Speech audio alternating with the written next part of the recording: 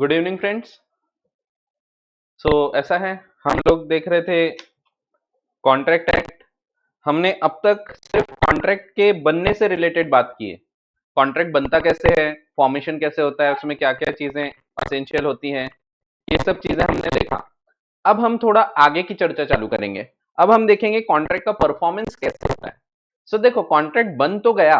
हम अभी तक सिर्फ बनने के ऊपर ही डिस्कशन कर रहे थे, पर बनने के बाद कॉन्ट्रैक्ट को परफॉर्म भी तो करना है। जब कॉन्ट्रैक्ट बना था तो क्या हुआ था, चलो चलते हैं उस जमाने में जब हमने फर्स्ट चैप्टर देखा था। फर्स्ट चैप्टर में हमने क्या देखा था? जब कॉन्ट्रैक्ट बनता है तो कॉन्ट्रैक्ट ने दो चीजें क्रिएट किया था। याद करो वो दिन जब ए ने बी को पूछा था। क्या पूछा था ए ने बी को? याद हो गया होगा अब आपको। तो ए ने बी को पूछा था, क्या तुम मेरी कार खरीदोगे 1 लाख रुपए में? और बी ने बोला था हाँ। तो यहां पे क्या हुआ था? दो चीजें थी कॉन्ट्रैक्ट की डेफिनेशन में: offer and acceptance, agreement, and legal obligation. Legal obligation create हुए थे। जब कॉन्ट्रैक्ट बना था तब क्रिएशन ऑफ लीगल ऑब्लिगेशन हुआ था।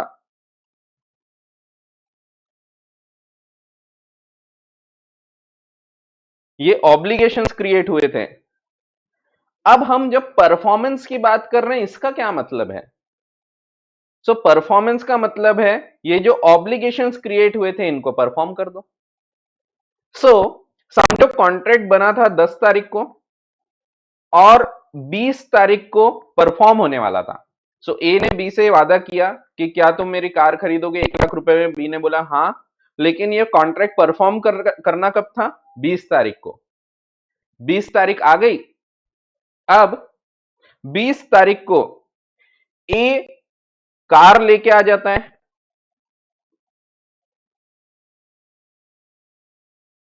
और बी पैसा दे देता है। ही पेज मनी। दोनों ने अपना कार्य पूरा किए। दैट मीन्स इन्होंने कॉन्ट्रैक्ट को परफॉर्म कर दिया।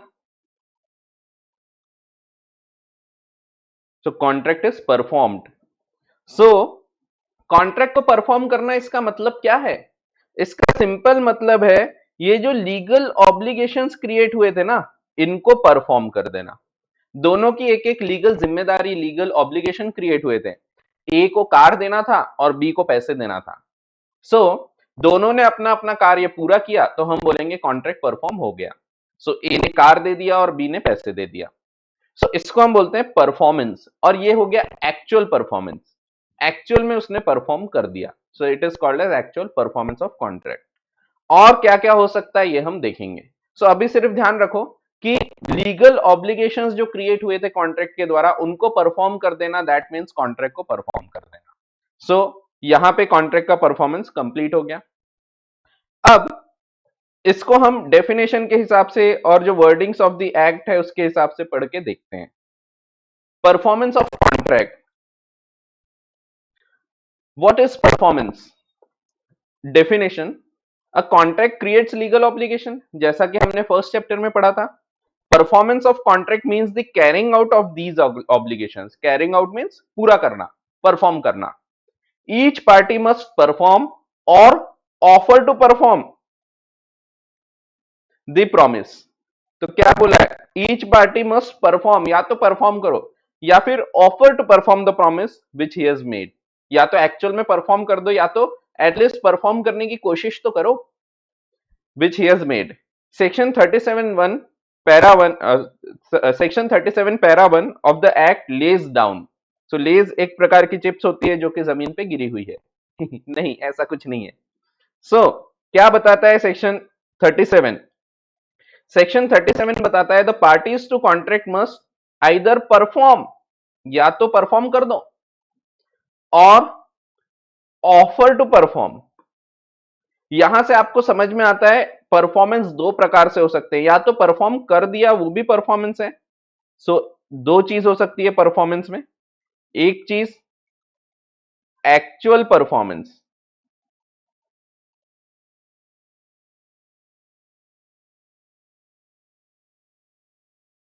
और दूसरी ऑफर टू परफॉर्म, या इसी को हम दूसरा नाम देते हैं अटेम्प्टेड परफॉर्मेंस। ये क्या होता है अभी देखते हैं।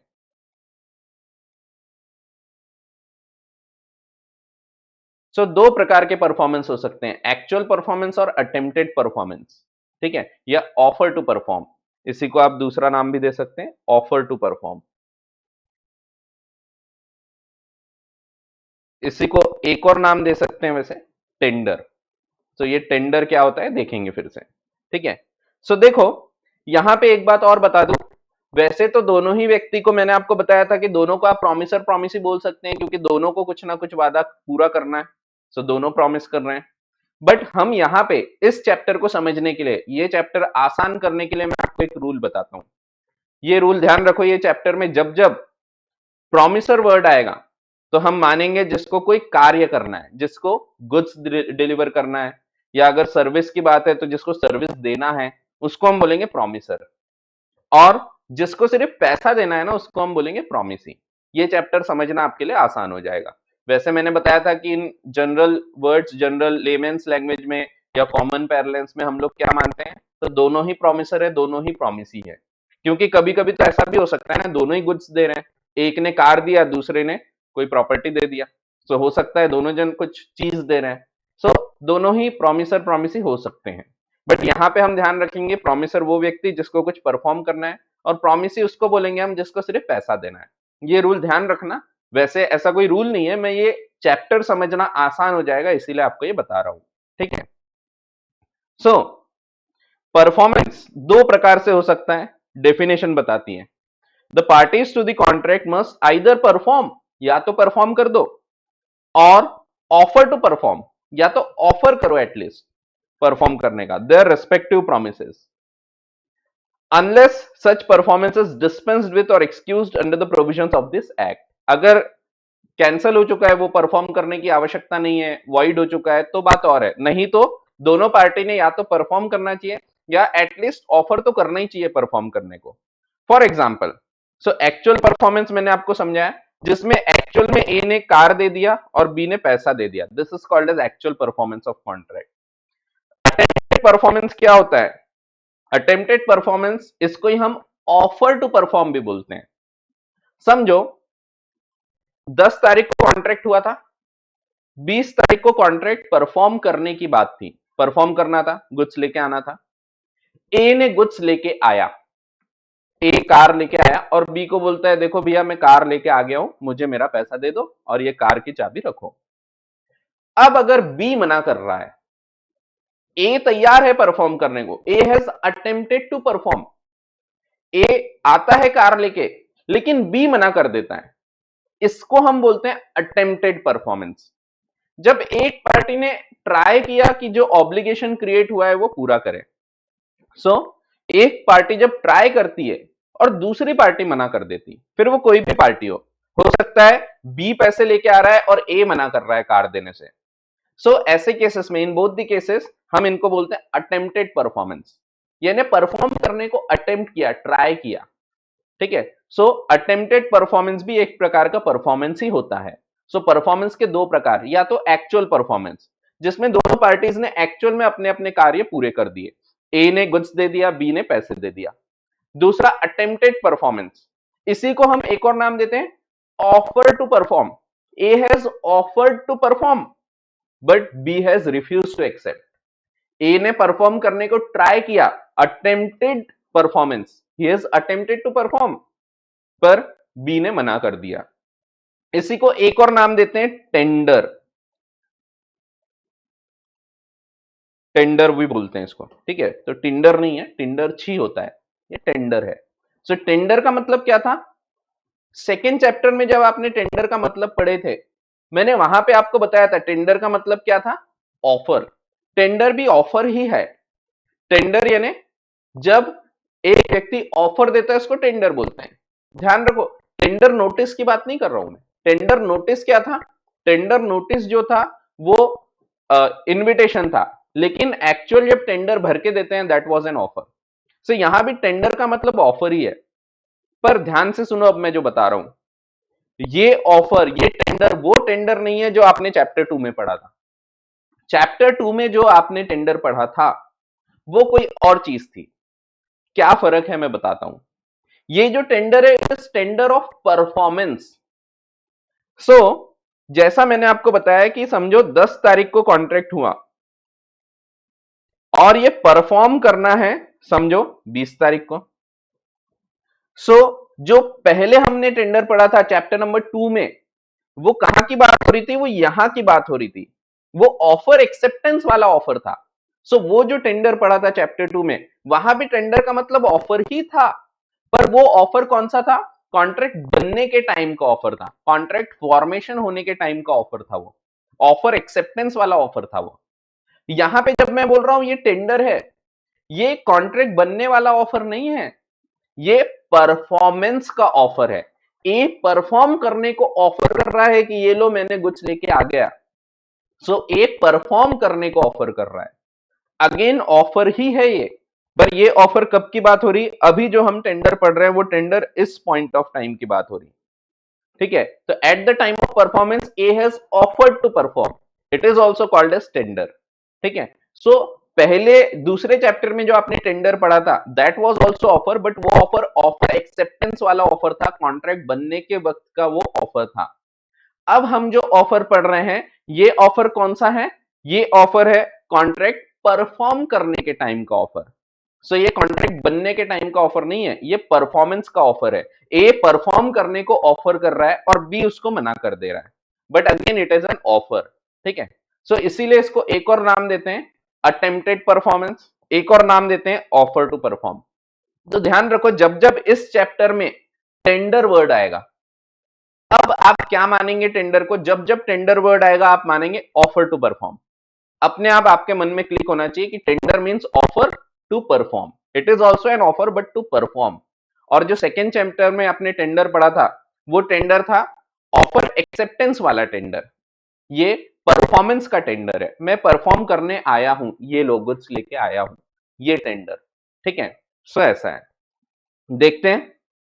सबसे पहली बात, या तो परफॉर्मेंस हो जाना चाहिए एक्चुअल में, या तो एटलीस्ट परफॉर्म करने को ऑफर तो करो। दूसरा मना कर रहा है, that is a separate thing, उसके बारे में भी देखेंगे। ऑफ कोर्स ये ब्रीच ऑफ कॉन्ट्रैक्ट है। आपके मन में आ रहा होगा सर ये तो कॉन्ट्रैक्ट टूट गया ना, आप परफॉर्म करने को तैयार हैं, दूसरा नहीं है, तो ये तो कॉन्ट्रैक्ट ब्रीच हो गया।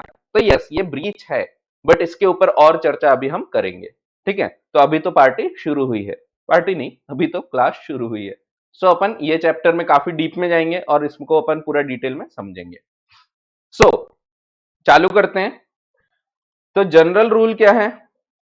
जनरल रूल है कि आपको परफॉर्म करना है, लेकिन कभी अगर समझो पर्सनल नेचर का कॉन्ट्रैक्ट है और मेरी डेथ हो जाती, जैसे टीचिंग का कॉन्ट्रैक्ट है, मैंने आपको पढ़ाने का वादा किया था पर मेरी डेथ हो गई, तो ऐसे केसेस में क्या ये कॉन्ट्रैक्ट खत्म हो जाएगा?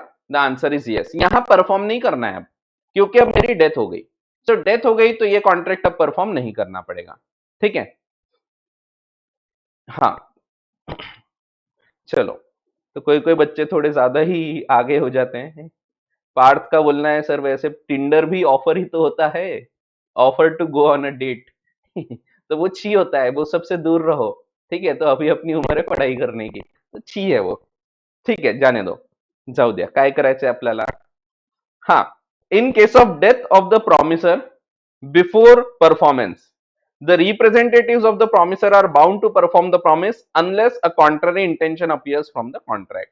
ठीक है, जो आगे के लाइन दी है ना, unless such performance is dispensed, वही लिखा है कि अगर डेथ वगैरह हो गई तो इसमें क्या होता है, वैसे रिप्रेजेंटेटिव परफॉर्म होते हैं, लेकिन अगर कॉन्ट्ररी इंटेंशन है तो वहां पे नहीं होता है परफॉर्मेंस। तो नहीं तो रिप्रेजेंटेटिव परफॉर्म करते हैं। जैसे समझो मैंने कार बेचा था आपको, अब कार बेचा था मैंने, कार मैंने बोला था समझो 10 दिन बाद दूंगा, आपने पैसा दे दिया।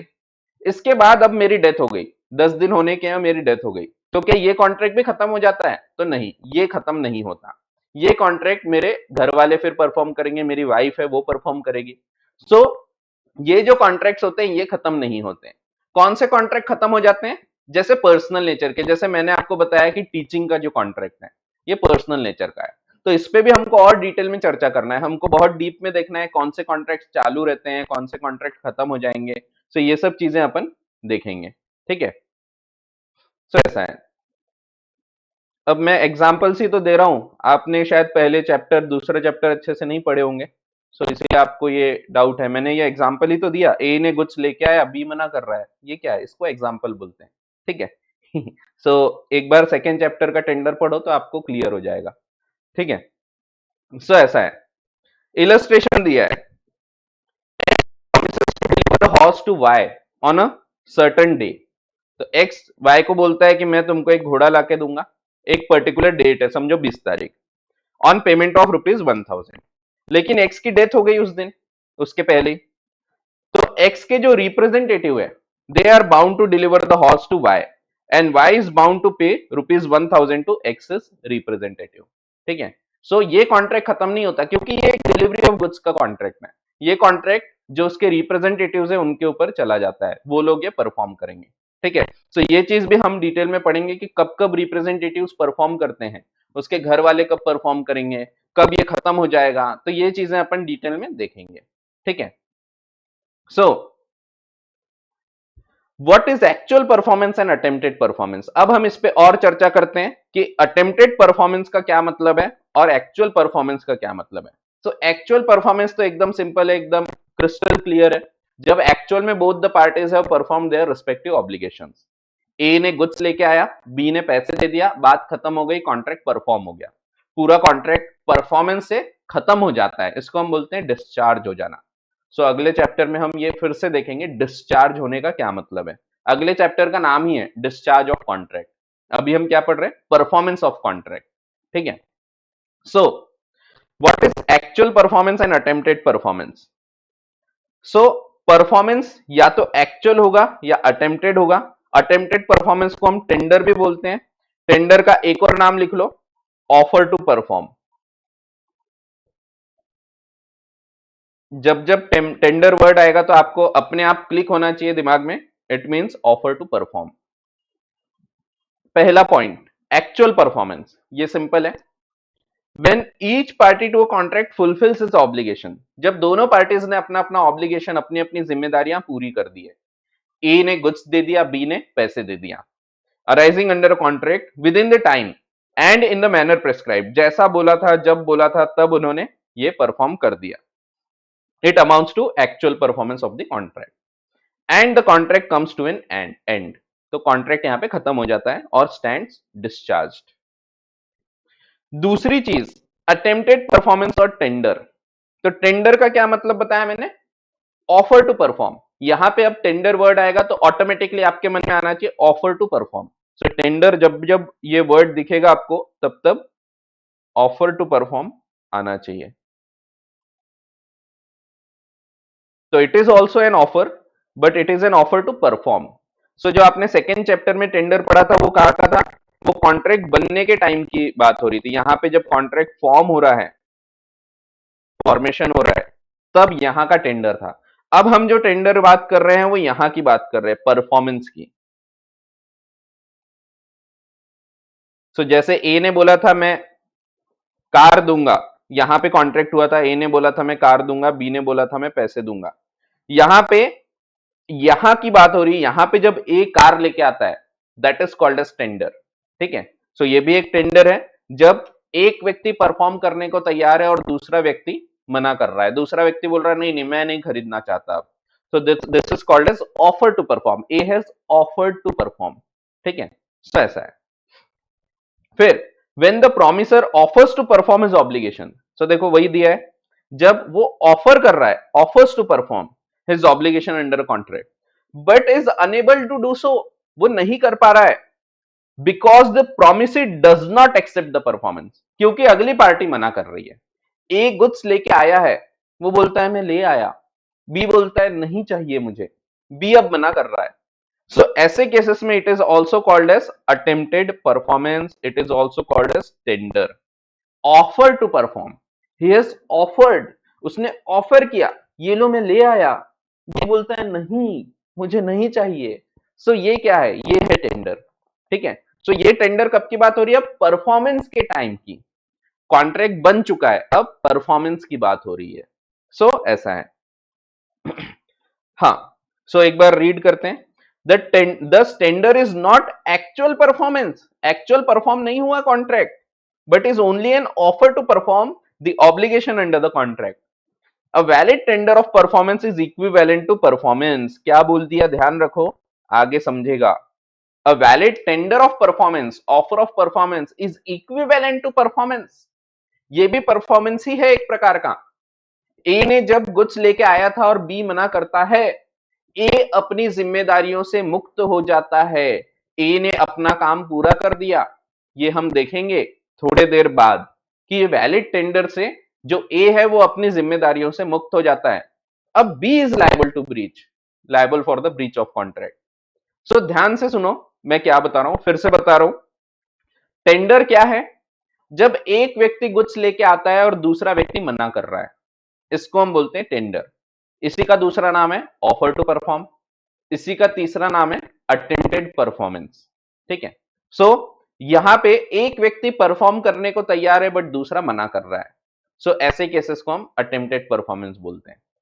समझो, ए ने गुड्स लेके आया था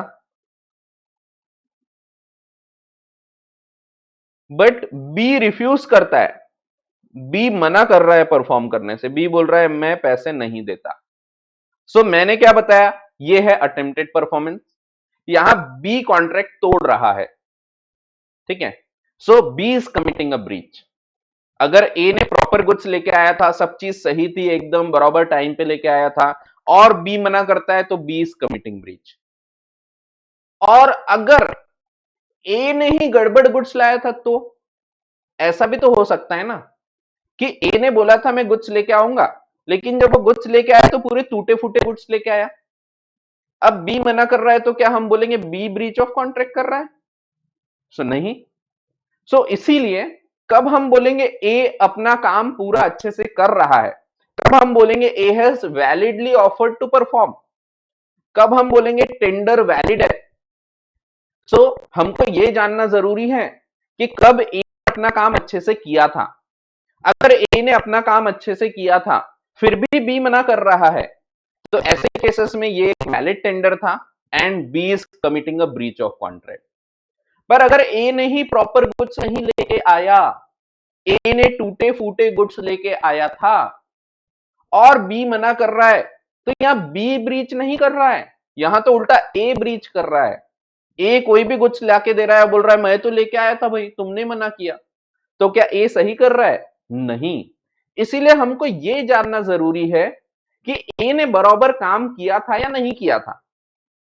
अगर ए ने बराबर काम किया था फिर भी बी मना कर रहा है, तो ऐसे केसेस में बी इज कमिटिंग ब्रीच। और ए ने ही काम प्रॉपर नहीं किया है और बी मना कर रहा है, तो A is committing a breach. ठीक है, और इसीलिए ये जरूरी है हमको जानना कि कब हम बोलेंगे ए ने प्रॉपर काम किया, कब हम बोलेंगे ए का जो ऑफर था दैट वाज वैलिड, कब हम बोलेंगे ए ने टेंडर जो दिया था ये परफेक्ट था, इसमें कुछ गड़बड़ नहीं थी, it was a valid tender. ये चीज लिखी है सेक्शन नंबर 38 में। सो हम अब इसके ऊपर चर्चा करेंगे, essentials of a valid tender, यानी कब हम बोलेंगे ए ने प्रॉपर काम किया बट बी मना कर रहा है। ठीक है, सो इसके ऊपर अब हम चर्चा करते हैं। Essentials of a valid tender. A valid tender or offer of performance must fulfill the following conditions. ध्यान से सुनो मैं क्या बोल रहा हूं। आगे जो पॉइंट्स दिए हैं, ये जो आगे 8 पॉइंट हम पढ़ने वाले हैं, अगर ये 8 पॉइंट पूरे होते हैं और फिर भी बी मना कर रहा है, तो B is committing a breach of contract. और अगर यही पॉइंट्स पूरे नहीं होते तो A is committing a breach of contract. So ये पॉइंट्स इसीलिए हम देख रहे हैं ताकि हमको ये पता लगे कि ए जो गुड्स ला रहा है वो बराबर है या नहीं, ए जो परफॉर्म कर रहा है वो सही है या नहीं। सो ये टेंडर वैलिड होना चाहिए। अगर टेंडर ही नहीं था प्रॉपर, ऑफर ही प्रॉपर नहीं था और बी मना करता है, तो ऐसे केसेस में, लेकिन अगर ऑफर प्रॉपर था, पूरा टेंडर प्रॉपर था, फिर भी बी मना करता है, तो it is a breach of contract by B. और इसीलिए हम ये पॉइंट्स पढ़ रहे हैं, essentials of a valid tender. तो एक टेंडर कब कब वैलिड है, कब हम बोलेंगे ए ने प्रॉपर काम किया, अगर ये सब कंडीशंस पूरी होंगी तो। ठीक है, सो देखते हैं एक एक करके ये सब कंडीशंस को। ध्यान से सुनो, यहाँ पे एग्जाम्पल्स नहीं दिए हैं, आप लिख के रख सकते हैं, अपने तरफ से आप एग्जाम्पल्स लिख सकते हैं। तो मैं बताते जाऊंगा, आप लिखते जाएंगे। अ वैलिड टेंडर और offer of performance must fulfil the following conditions. पहला है it must be unconditional, condition नहीं होना चाहिए। अब फिर से ध्यान दो, आपने जब सेकेंड चैप्टर में पढ़ा था ऑफर एक्सेप्टेंस के, वहां तो हमने पढ़ा था ना कि एक टेंडर कंडीशनल हो सकता है, ऑफर कैन बी कंडीशनल। फिर यहां क्यों हम बोल रहे कंडीशनल नहीं हो सकता? सो वहां जो बात हो रही थी वो कॉन्ट्रैक्ट बनने के टाइम की हो रही थी, जैसा कि मैंने बताया। सो आप ना कॉन्ट्रैक्ट बनाने के टाइम पे जो कंडीशन लगाना चाहे लगा, आप उस टाइम जो बोलना चाहो बोल दो। एक बार बन गया ना, आप परफॉर्मेंस के टाइम नई कंडीशन नहीं लगा सकते। आपने इस टाइम में अगर कंडीशन लगाई थी कि भैया पैसा जो है वो कैश में होना, पैसा जो है वो चेक से होना, या जो भी कंडीशन थी वो वैलिड है। लेकिन आप एंड टाइम पे कोई कंडीशन लगा रहे हैं, एंड टाइम पे आप बोल रहे हैं कि भैया पहले हमको 50 रुपए माल भाड़े के दो, तब हम गुड्स पहुंचा के देंगे। 50 रुपए कम हो गया, पहले आप 5,000 रुपए हमारे अकाउंट में डालो, फिर हम गुड्स पहुंचा के देंगे। ऐसी तो बात ही नहीं हुई थी। लेकिन एंड टाइम पे अगर कोई कंडीशन लगा रहा है, ए बोल रहा है कि मैं गुड्स लेके आता हूं, लेकिन पहले 5,000 रुपए मेरे अकाउंट में डालो तो मैं गुड्स पहुंचा देता हूं।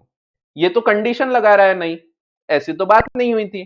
तो शुरुआत में जो बात हुई थी वैसा कॉन्ट्रैक्ट परफॉर्म होना चाहिए। अब एंड टाइम पे अगर तुम कोई कंडीशन लगाओगे तो क्या ये वैलिड परफॉर्मेंस है? तो नहीं। तो यहां पे तो ए ही गलत कर रहा है। तो ऐसे केसेस में ये टेंडर वैलिड नहीं है। बी यहां मना कर सकता है, बी बोल सकता है नहीं नहीं ऐसी बात नहीं हुई थी, मैं कॉन्ट्रैक्ट कैंसिल कर रहा हूं। ठीक है, सो वो यहां पे कैंसिल कर सकता है, यहां उसको अधिकार है। सो इसीलिए हम ये पॉइंट्स पढ़ रहे हैं कि अगर ए ही कुछ गड़बड़ कर रहा था तो हम फिर बी को जिम्मेदार थोड़ी ठहराएंगे। और इसीलिए हम ये पॉइंट्स पढ़ रहे हैं। तो पहला पॉइंट है it must be unconditional. So eight the time of performance आप कोई नई कंडीशन नहीं लगा सकते। जो कंडीशन पहले लग गई थी वो लग गई थी, पर टाइम पे परफॉर्मेंस के वक्त में आप कोई नई कंडीशन नहीं लगा सकते। सो वही चीज है, it must be unconditional. A tender is conditional where it is not in accordance with the terms of contract. अगर जैसा बोला था वैसा नहीं कर रहे हो, कुछ भी नई टर्म्स लगा रहे हैं, जैसे कि फ्रेट चार्जेस दो पहले, तो ऐसे केसेस में हम इसको कंडीशनल बोलेंगे। तो कंडीशनल नहीं होना चाहिए, तब ये वैलिड होगा, पहला पॉइंट। ठीक है, सो एग्जांपल में लिख सकते हो आप, जैसे फ्रेट चार्जेस मांग रहा है वो, ठीक है, जो कि एग्री नहीं किया था eight the time of entering into contract. ठीक है, तो फ्रेट चार्जेस भी लिख दोगे तो आपको याद रहेगा। ठीक है, फिर सेकेंड चीज जो कि एक वैलिड टेंडर में होनी चाहिए, it must be made at a proper time and place. जहां बोला था, जब बोला था, तब होना चाहिए। जैसे समझो मेरी शादी है, अब शादी के लिए मैंने केटरिंग वालों को बुलाया था। केटरिंग वालों को बोला था देखो भैया शादी रहेगी तो शाम को एक काम करना, शाम को 6 बजे से केटरिंग सर्विसेज लगा देना, 7 बजे से मेहमान लोग आना चालू हो जाएंगे, तो 6 बजे केटरिंग की सर्विसेज लग जानी चाहिए। कहाँ लगाना है? तो मैंने बोला वो रेडिसन ब्लू होटल है वहां पे लगा देना। सो उसने एग्री किया था। अब टाइम पे 6 बज गए, लोग आना चालू हो गए, अब केटरिंग वाले का नामो निशान नहीं, वो आया ही नहीं। मैंने उसको फोन किया, मैं बोला अरे भैया वो आप लगाने वाले थे ना। अब वो बोलता है अरे शर्मा जी मेरे पास कोई अभी एम्प्लॉय नहीं है, एक काम करते क्या शर्मा जी आप आओ और आप यहां से लेके चले जाओ। अब मेरे को एंड टाइम पे वो वहां बुला रहा है, जबकि बात क्या हुई थी कि भाई तुम रेडिसन ब्लू में लगा के दोगे, 6 बजे लगा के दोगे। अब अगर वो बराबर टाइम पे बराबर प्लेस पे मेरे को ऑफर नहीं दे रहा है तो आई कैन रिजेक्ट इट, मैं बोल सकता हूं नहीं रहने दो, मैं होटल वाले जो केटरिंग है उनसे ही करवा लूंगा काम। यहां पे मैं अगर टाइम पे वो कुछ ऐसा बोल रहा है कि यहां पे आके लेके जाओ गुड्स, या मैं ये टाइम पे नहीं दूंगा 1-2 घंटे बाद दूंगा, तो ये वैलिड थोड़ी है। वो ये नहीं बोल सकता देखो शर्मा जी मैंने तो बोला था आप आओ और गुड्स लेके जाओ। वो ये नहीं बोल सकता, यहां पे he is committing a breach. So it was not a valid tender. So valid tender होने के लिए it should also B at a proper time and place, बराबर वक्त पे बराबर जगह पे होना चाहिए। जहां बोला था जैसे बोला था वहां पे उस प्रकार से गुड्स लाके देना चाहिए। वही चीज है, it must be made at a proper time and place. Examples लिख के रख सकते हैं, जैसा कि मैंने आपको बताया कि इसमें एग्जाम्पल्स नहीं है आपके बुक में, तो आप लिख के रख सकते हैं शर्मा जी की शादी। ठीक है, सो इतना भी लिख दिए तो आपको याद रहेगा। ठीक है, या केटरिंग शर्मा जी की शादी। ऐसा याद रहेगा फिर it must be of the whole obligation contracted for and not only of the part. पूरे के पूरे गुड्स एक बार में देना चाहिए। मैंने उसको बोला था भैया मुझे 10 बोरे चावल के चाहिए, चावल के मैंने बोरे मंगवाया था। अब वो बोलता है कि टाइम पे परफॉर्मेंस का टाइम आया, वो बोला शर्मा जी अभी मेरे पास नहीं है 10 बोरे, एक काम करो अभी 4 बोरे दे देता हूं, बाकी के 6 बोरे बाद में दे देना, बाद में ले जाना। अब यहाँ पे मुझे हो सकता है पूरे 10 बोरे अभी खाना होगा, यानी मैं नहीं खाऊंगा, समझो महाप्रसाद कराना है मेरे को, मैं मंदिर है तो महाप्रसाद करवाना चाहता था, तो 10 बोरे मेरे को अभी लग रहे। सो अगर वो पूरे गुड्स नहीं दे रहा है ना, मैं उसको मना कर सकता हूं, मैं बोल सकता हूं नहीं भाई मेरे को वो 4 भी रहने दे, मैं कहीं और से खरीद लूंगा। सो यहां पे भी it is not a valid tender अगर वो पूरी क्वांटिटी नहीं दे रहा है, तो उसकी जिम्मेदारी है कि पूरी क्वांटिटी देना चाहिए। अगर वो पूरी क्वांटिटी नहीं दे रहा है, वो बोल रहा है शर्मा जी अभी 4 बोरे रख लो बाकी मैं बाद में भेजता हूं, सो यहाँ पे it is not a valid tender, I can cancel the contract. ठीक है, सो वही है। So it must be of the whole obligation contracted for and not only of the part. ठीक है, तो यहां भी याद रख सकते हैं आप, चावल के बोरे महाप्रसाद, ये याद रहेगा। फिर अगला पॉइंट, कभी कभी क्या होता है ना, कभी कभी मेरे दिल में ख्याल आता है अरे ख्याल तो आता है, तो कभी कभी हम जो कॉन्ट्रैक्ट करते हैं ना, वो कॉन्ट्रैक्ट कोई पर्टिकुलर सैंपल देख के करते हैं। कभी आपने चावल खरीदा होगा, सो आप क्या करते हैं, आप जाते हैं जो किराने की दुकान होगी, उसके पास चावल के बहुत सारे सैंपल होते हैं, आप वहां पे सैंपल उठाते हैं, देखते हैं, 2-4 सैंपल आप उठाओगे देखोगे, फिर कई लोग तो भारी रहते हो ऐसे ऐसे घसेंगे हाँ, तो अफीम जैसा एकदम सूंघने का ट्राई करते हैं, और एक्चुअल में उसमें से स्मेल आती है। सो जैसे चिन्नौर चावल हो गए जिसमें सुगंध होती है थोड़ी, सो वो सूंघ के भी देखते हैं, हाँ अच्छा है ये वाला दे दो भैया। सो ये वाला सुगंध वाला उसने एक चावल मंगाया। अब चावल हमने देखा कैसे, सैंपल देख के खरीदा। जब घर पे उसने एक बोरा भेजा, अपन ने बोले भैया ये वाला भेजा दो, उसने एक बोरा भेजा घर पे। सो यहाँ पे क्या मुझे चेक करने का एक अधिकार मिलना चाहिए कि नहीं मिलना चाहिए, बताओ भाई और बहनों, होना चाहिए कि नहीं होना चाहिए? तो होना चाहिए, यहाँ पे मुझे एक चेक करने का अधिकार होना चाहिए कि भाई वही गुड्स भेजा है कि नहीं जो मैंने मंगाया था। सो मुझे एक रीजनेबल अपॉर्चुनिटी मिलना चाहिए, रीजनेबल, ऐसा नहीं अपन उसको बिठा के रखे हाँ भैया बैठो हम बना के देखते हैं, बना बना के नहीं देखना है, हम एक रीजनेबल अपॉर्चुनिटी देखेंगे कि वही आया कि नहीं आया। तो देखो अमर को थोड़े बहुत ब्रांड भी पता है, तो काली मूछ, तो काली मूछ जो है वो चावल का नाम है। ठीक है, तो आपको लग रहा होगा काली मूछ ये नहीं, ये तो नहीं, ये तो है बट चावल है वो।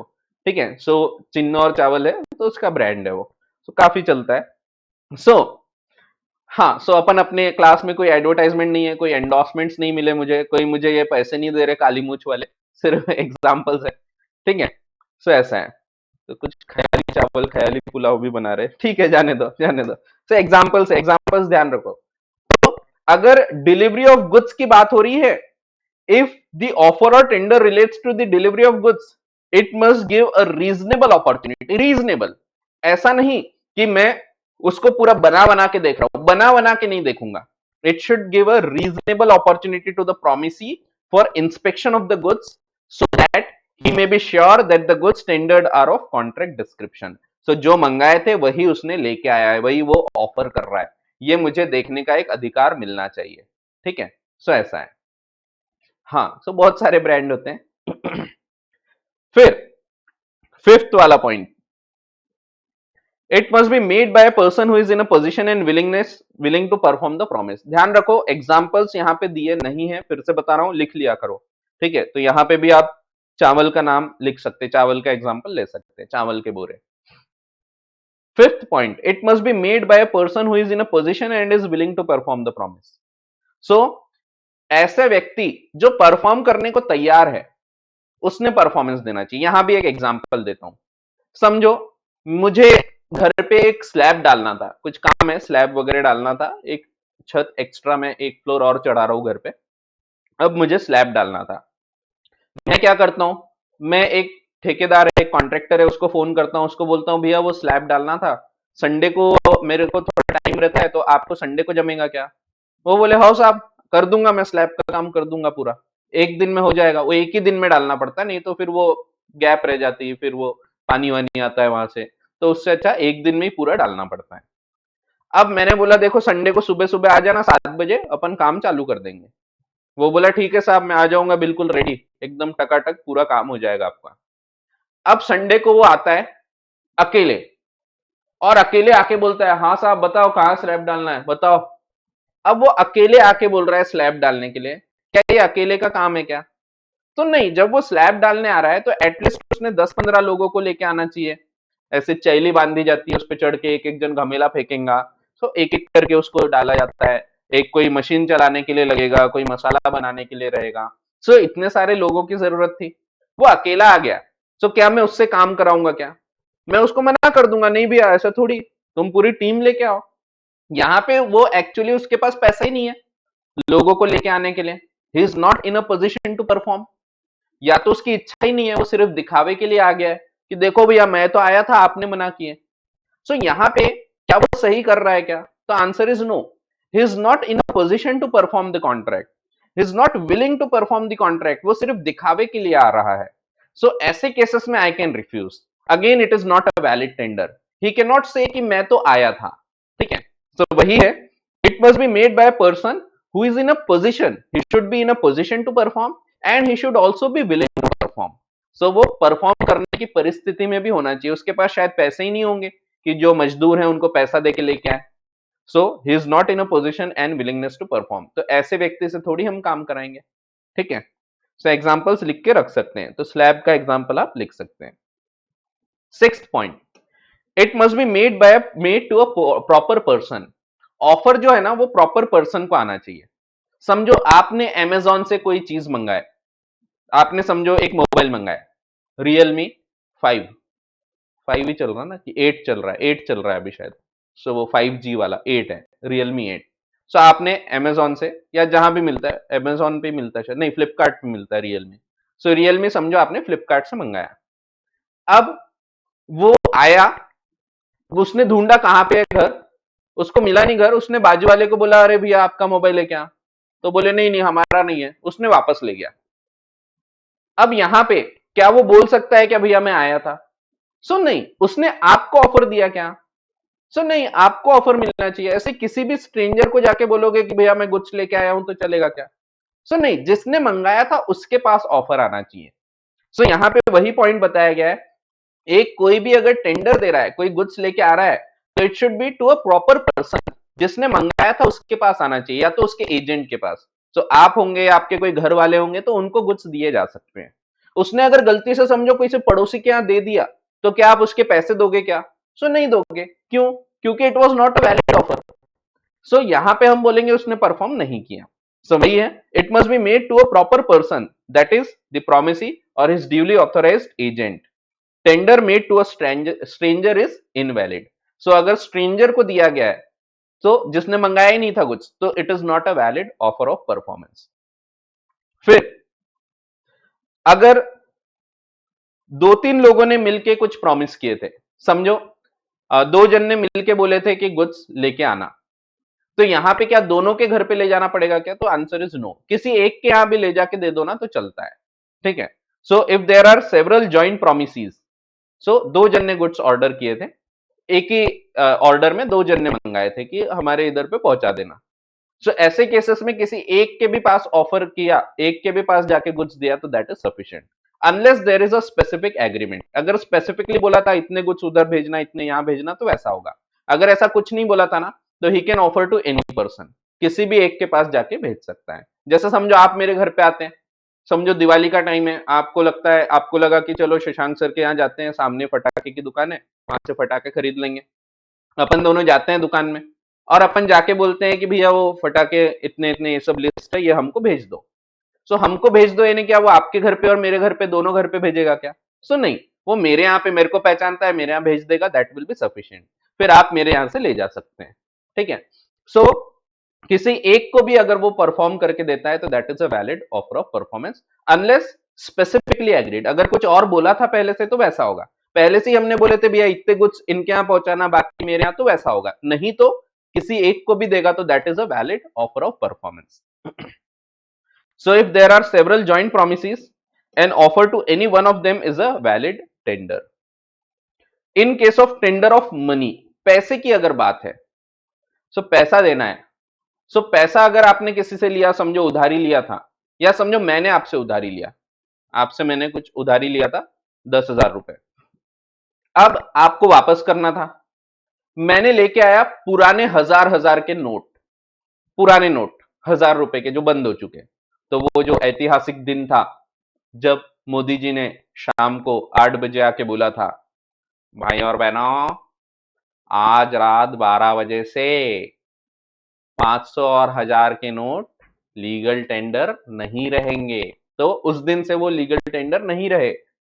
सो वो मैं नोट लेके आ रहा हूं, वो पुराने नोट लेके आ रहा हूं। तो क्या ये वैलिड टेंडर है क्या? आपने नहीं लिए तो मैं बोल सकता हूं क्या, देखो भाई मैंने तो लाया था, इन्होंने नहीं लिया।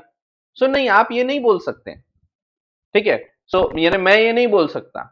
सो मैं ये नहीं बोल सकता कि भाई मैंने लाया था, इन्होंने नहीं लिया। ठीक है, so you have a right to reject कि सर ये थोड़ी नोट चलते, ये तो गए, खत्म हो चुके हैं।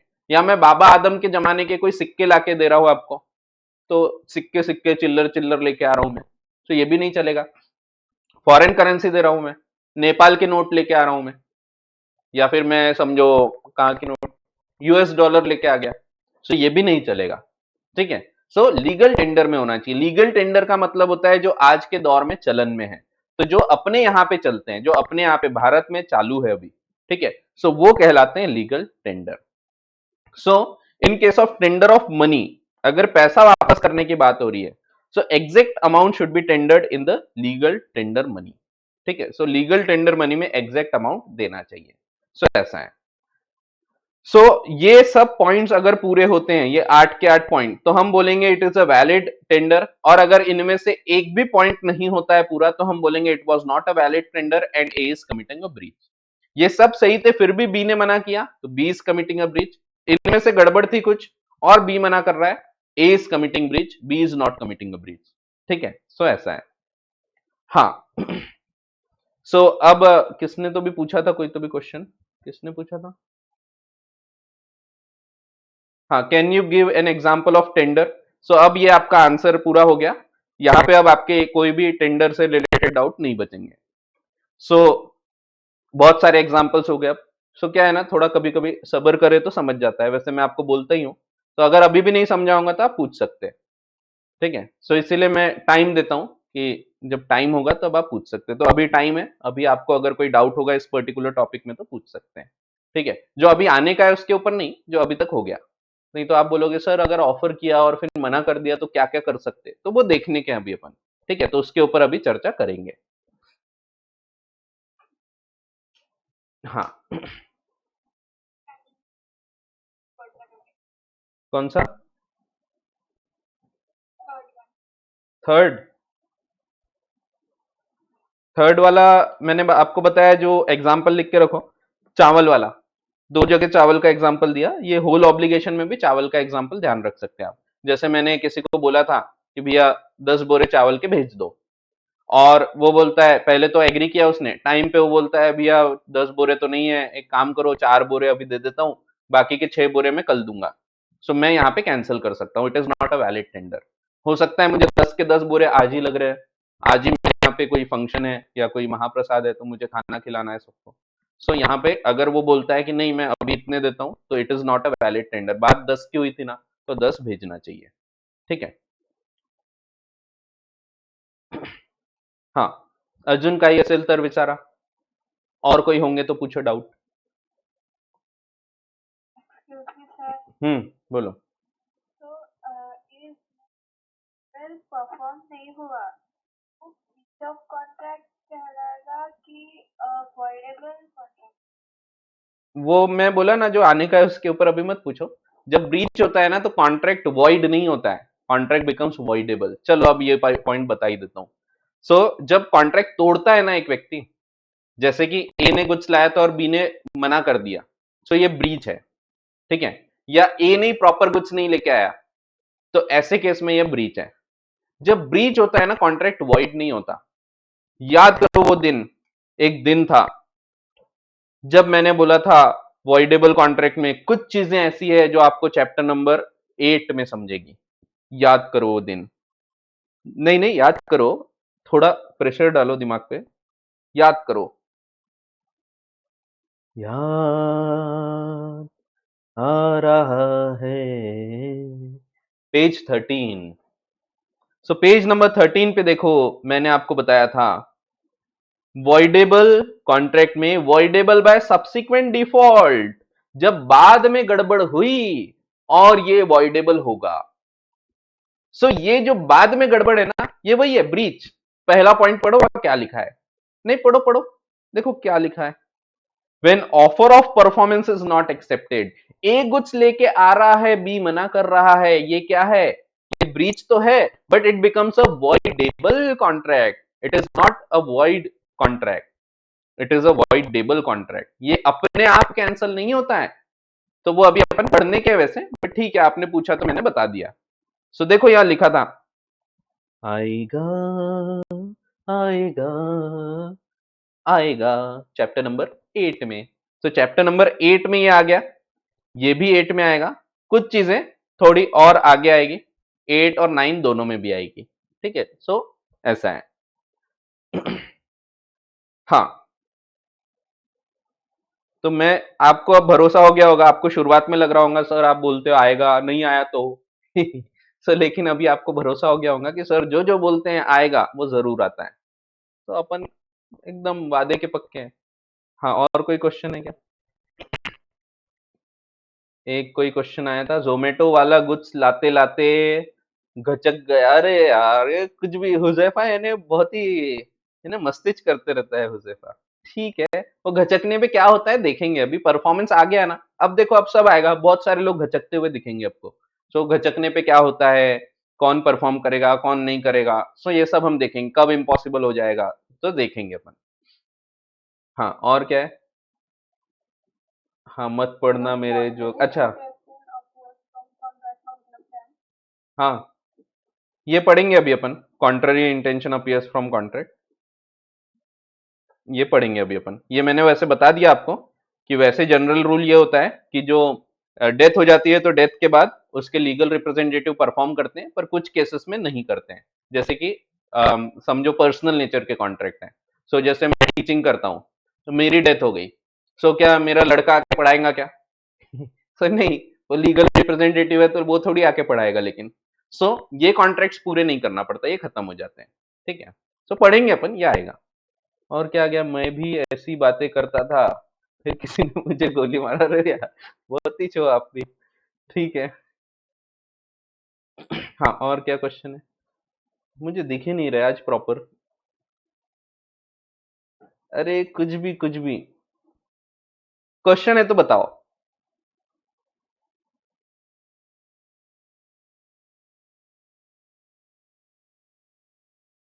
कोई क्वेश्चन और? कोई भी क्वेश्चन नहीं है? बस मजाक ही चल रहा है आज।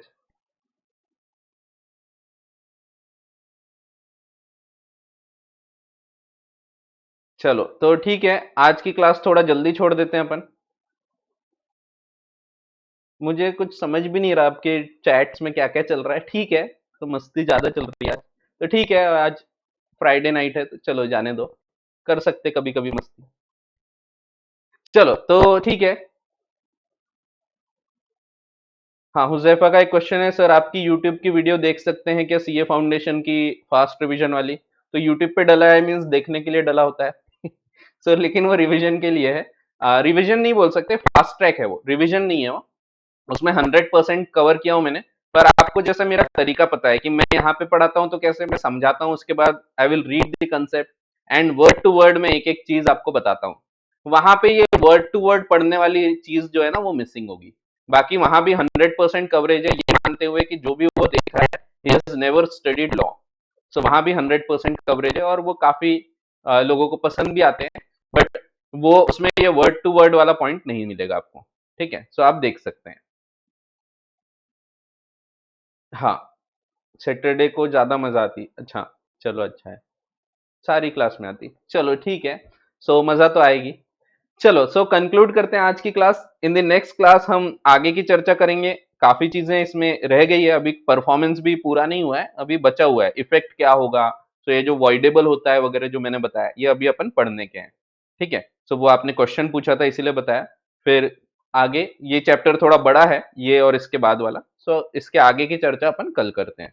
तो कल लंबी क्लास रहेगी, थोड़ी बड़ी क्लास रहेगी, तो अपन काफी कुछ कवर कर लेंगे। सो लेट्स कंक्लूड, कल की क्लास में मिलते हैं। चलिए, thank you. Thank you so much. Thank you so much.